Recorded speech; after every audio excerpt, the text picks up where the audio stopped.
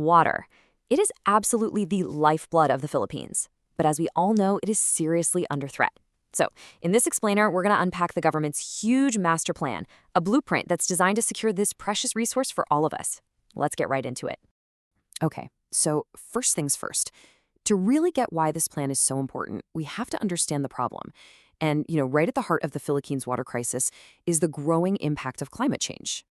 And wow, this slide really just lays it all out, doesn't it?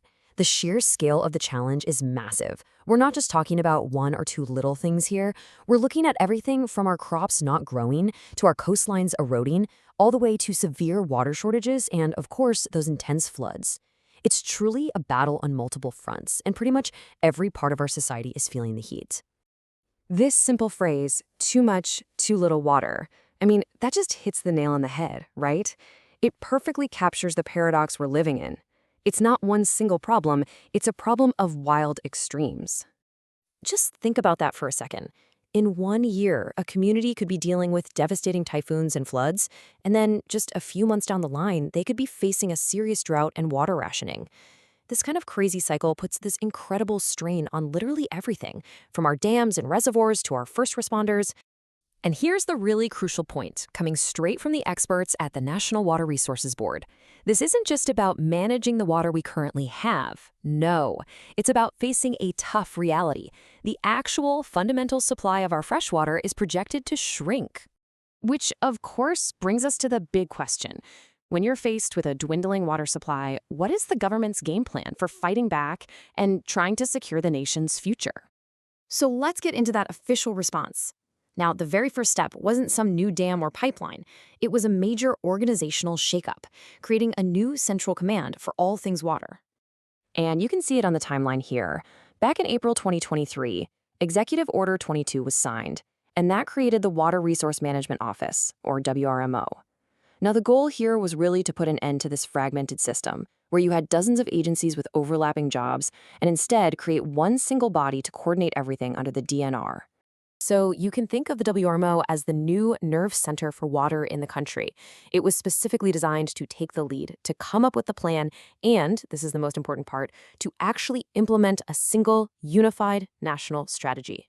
And its number one most critical job was to create this document right here, the Integrated Water Resources Management Plan, or IWMP.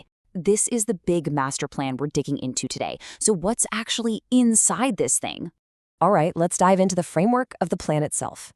The IWMP is really built around what it calls the 5 dimensions of water security, and it's designed to tackle the entire water ecosystem from source to tap.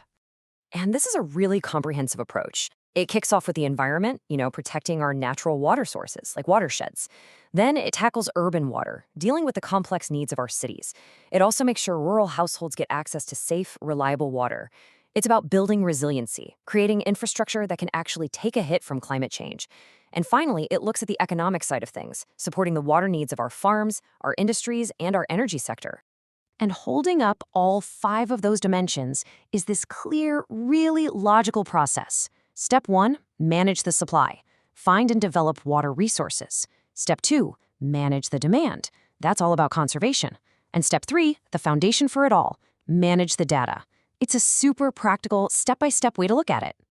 Now, this is why it's called an integrated plan. The team that put this together didn't just start from a blank page. What they did was they reviewed and pulled together a whole bunch of existing national strategies, things like the Philippine Development Plan and the National Climate Change Action Plan, into one single cohesive blueprint.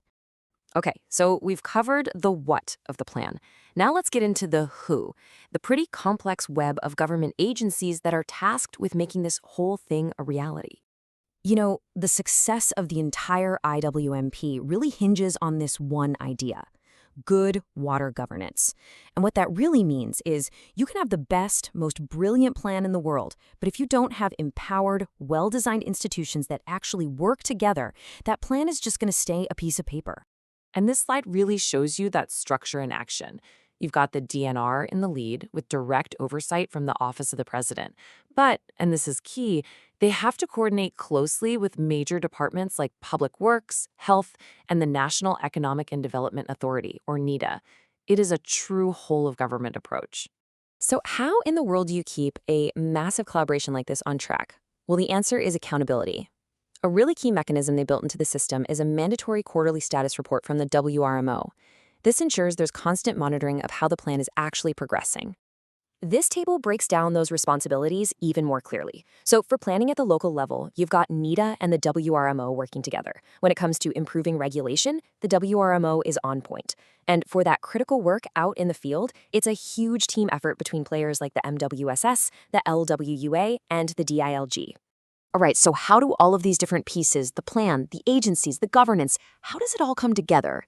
In our final section, we're going to look at the blueprint for building a more resilient future for the Philippines. At the end of the day, this is what it's all about. It's about taking the words written in the IWMP and all those bureaucratic flowcharts and turning them into tangible, climate-resilient infrastructure and protected water sources, just like the one you see here. The goal is to make water security something real, something you can see and touch. And that leaves us with the final and most crucial question. The Philippines now has a really comprehensive blueprint for water security. The plan is there. But the immense challenge that lies ahead is all about execution. Can this vast network of agencies actually work together effectively to turn this very ambitious plan into real, lasting action on the ground?